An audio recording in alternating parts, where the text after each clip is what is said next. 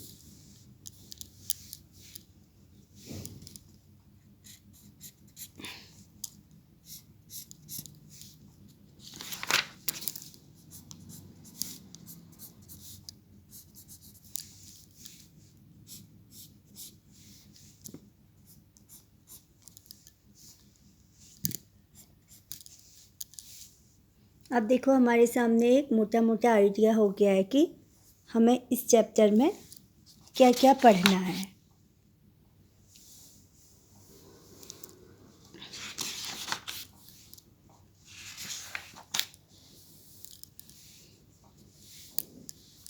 सबसे पहले एक शब्द आया बच्चों, देखो, खगोलीय पिंड। खगोलीय पिंड किसे कहते हैं? सूर्य, चंद्रमा और वे सभी वस्तुएं जो रात के समय आसमान में चमकती हैं, खगोलीय पिंड कहलाती हैं। देखो, कुछ खगोलीय पिंड बड़े आकार के और गर्म होते हैं। ये गैसों के बने होते हैं। इनके पास अपनी ऊष्मा और अपना प्रकाश होता है, जिसे वे बहुत बड़ी मात्रा में उत्सर्जित करते हैं। इन खगोलीय पिंडों को तारा कहते हैं। देखो बच्चों, सूर्य भी एक तारा है।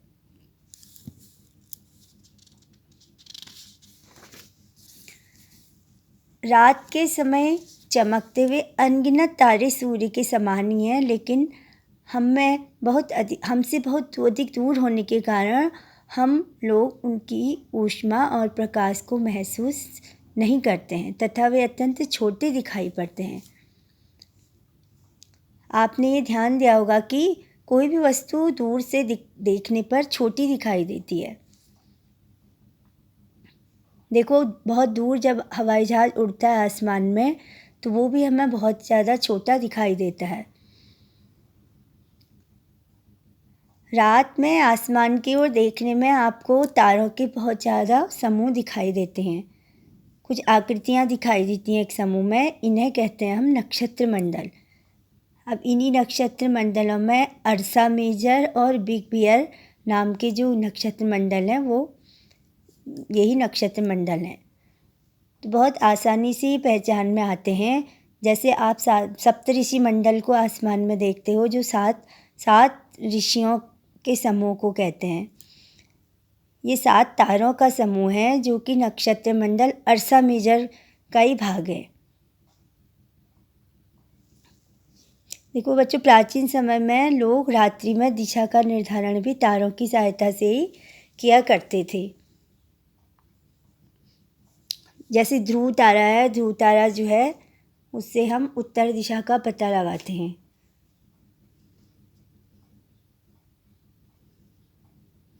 हम सप्तऋषि की सहायता से ध्रुव तारे की स्थिति को भी जान सकते हैं। देखो, जहाँ पर 7 तारों का समूह होता है, उसी के आसपास एक चमकता हुआ तारा होता है, वही ध्रुव तारा होता है।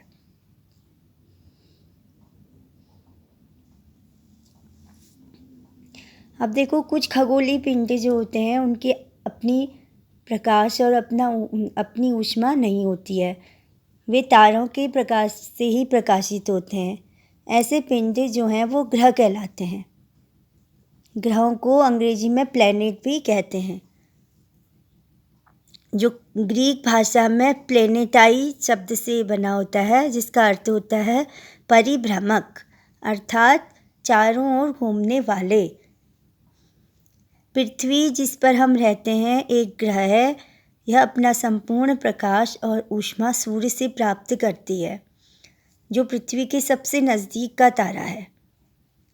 पृथ्वी को बहुत दूरी से, जैसे चंद्रमा से देखने पर यह चंद्रमा की तरह ही चमकती हुई जो है प्रतीत होती है। देखो बच्चों, पूर्णिमा किसे कहते हैं? आप एक शब्द आपका आता है पूर्णिमा और अमावस्या। तो देखो, चंद्रमा जो है वो रोज़ अलग अलग आकार का जो है अलग अलग आकार और स्थिति में दिखाई पड़ता है। तो पूर्ण चंद्र जो है महीने में एक बार आपको दिखाई देगा। ये पूर्ण चंद्रमा वाली रात्रि ही पूर्णिमा कहलाती है। और 15 दिन के बाद आप इसको नहीं देख पाओगे, और जब नया चंद्रमा आता है उससे पहले वाली रात्रि जो होती है वो अमावस्या कहलाती है। देखो, दिन में आप इन तारों को और चंद्रमा को नहीं देख पाते हो। ऐसा क्यों होता है? क्योंकि दिन में सूर्य का प्रकाश जो होता है वो बहुत तेज़ होता है, इस कारण ये हमें नहीं दिखाई देते हैं, जबकि दिन में भी ये सभी आसमान में विद्यमान रहते हैं। ये देखो बच्चों, सप्तऋषि मंडल है। इसी तरह से आप आसमान में, जब साफ आसमान होता है, जब तारे दिखाई देते हैं, तो आप सप्तऋषि मंडल को आसानी से पहचान सकते हो।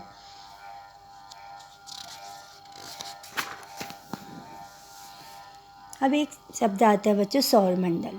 सौरमंडल किसे कहते हैं? सूर्य, 8 ग्रह, उपग्रह तथा कुछ अन्य खगोलीय पिंड जैसे क्षुद्र ग्रह और उल्का पिंड मिलकर सौरमंडल का निर्माण करते हैं। उसे हम सौर परिवार का नाम भी देते हैं, जिसका मुखिया होता है सूर्य। सूर्य जो है वो सौरमंडल के केंद्र में स्थित होता है। यह बहुत बड़ा है और अत्यधिक गर्म गैसों से बना है। इसका खिंचाव बल इससे सौरमंडल को बांधे रखता है। सूर्य सौरमंडल के लिए प्रकाश एवं ऊष्मा का एकमात्र स्रोत है। देखो, सारे ग्रहों को जो है प्रकाश और ऊष्मा जो है सूर्य से मिलती है, लेकिन हम इसकी अत्यधिक तेज ऊष्मा को महसूस नहीं करते, क्योंकि सबसे नज़दीक का तारा होने के बावजूद भी यह हमसे बहुत ज़्यादा दूर है। सूर्य पृथ्वी से लगभग 15 करोड़ किलोमीटर दूर है। अब देखो बच्चों, ग्रह क्या है? हमारे सौरमंडल में जो हैं 8 ग्रह हैं। सूर्य से दूरी के अनुसार वे हैं, देखो, बुध, शुक्र, पृथ्वी, मंगल, बृहस्पति, शनि, यूरेनस और नेपच्यून। ये देखो सौर परिवार का चित्र है। सूर्य है, बुध, शुक्र, मंगल, पृथ्वी, शनि, बृहस्पति, शनि और यूरेनस और नेपच्यून।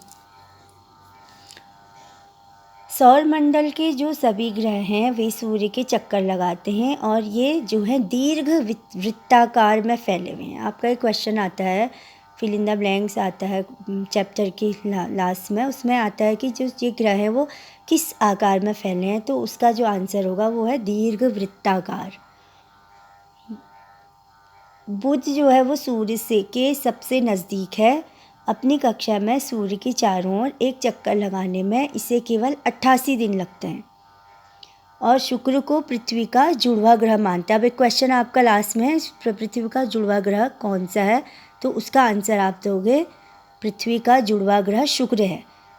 क्योंकि जुड़वा ग्रह इसलिए है क्योंकि इसका आकार और आकृति लगभग पृथ्वी के ही समान है।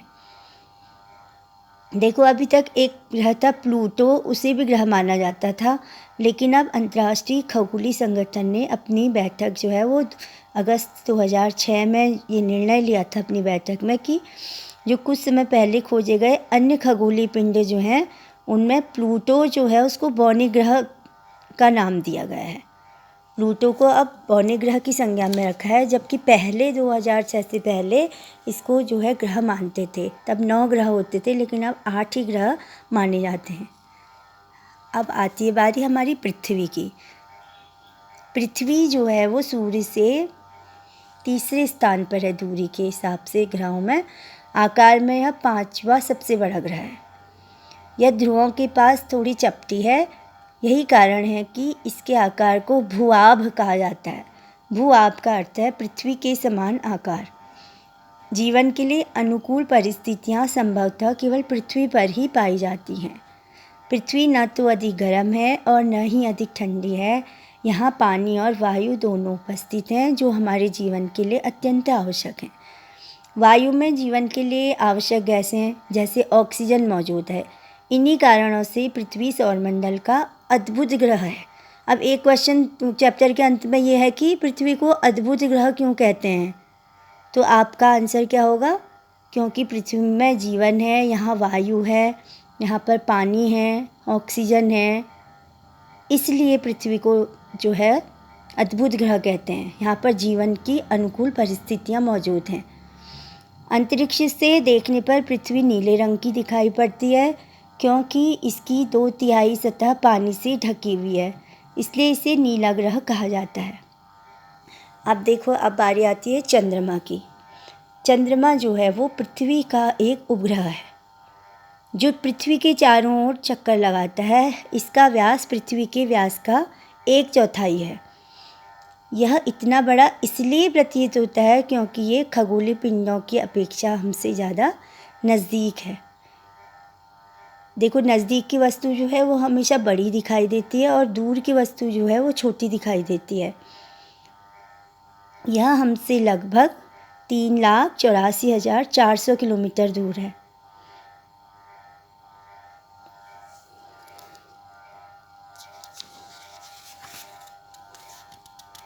चंद्रमा जो है पृथ्वी का एक चक्कर लगाने में 27 दिन लगाती है। तो 27 दिन में पृथ्वी का एक चक्कर पूरा करता है।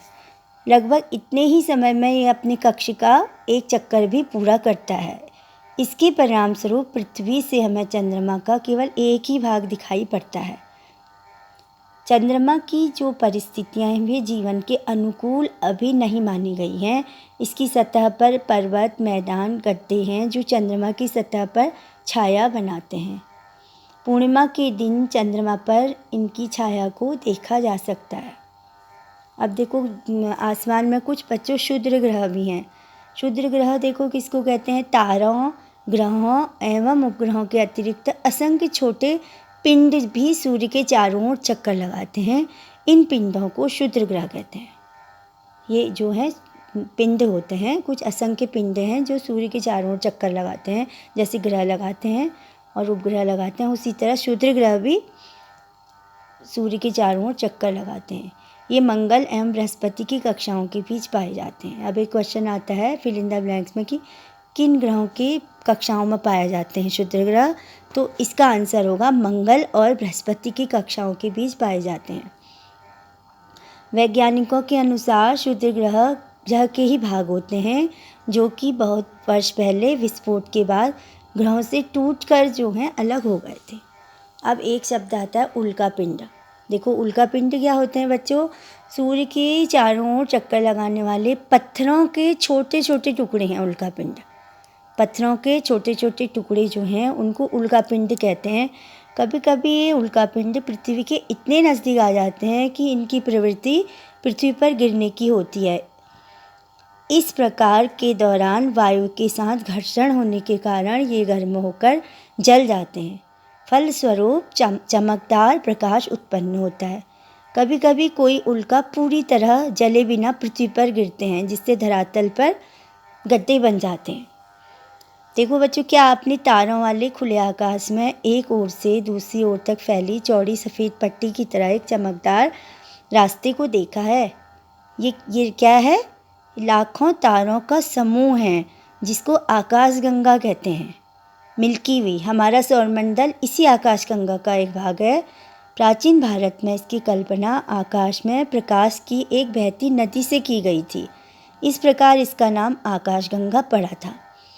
आकाशगंगा जो है वो करोड़ों तारों, बादलों और गैसों की एक प्रणाली है। इस प्रकार की लाखों आकाशगंगाएं मिलकर ब्रह्मांड, आप ब्रह्मांड एक शब्द देखो, ब्रह्मांड का निर्माण करते हैं। ब्रह्मांड की विशालता की कल्पना करना भी अत्यंत कठिन है। वैज्ञानिक अभी भी इसके बारे में अधिक से अधिक जानकारी एकत्र करने में जुटे हैं। इसके आकार के संबंध में अभी हमें कोई जानकारी नहीं है, लेकिन फिर भी हम ये जानते हैं कि हम सभी इसी ब्रह्मांड का एक हिस्सा हैं। क्या आप ब्रह्मांड के साथ अपना संबंध बता सकते हैं? आप पृथ्वी पर हैं तथा पृथ्वी सौरमंडल का एक भाग है। हमारा सौरमंडल जो है आकाशगंगा है इसका नाम, जो ब्रह्मांड का एक हिस्सा है। ब्रह्मांड से जुड़े इस तथ्य पर विचार कीजिए कि इसमें लाखों आकाशगंगाएं मौजूद हैं। ये देखिए, ये चित्र है, इसमें देखो हमारा स्थान कहाँ पर है। देखो, ब्रह्मांड है, आकाशगंगा, सौरमंडल और पृथ्वी। इस तरह से ये चित्र बनाया गया है, जहाँ पर पृथ्वी की स्थिति ऐसे दिखाई गई है। देखिए, हमारी जो आकाशगंगा है वो ब्रह्मांड का ही एक हिस्सा है। तो अब ये चैप्टर आपका पूरा हो गया है। अब आप लोग इसके क्वेश्चन आंसर अपनी कॉपी में करेंगे।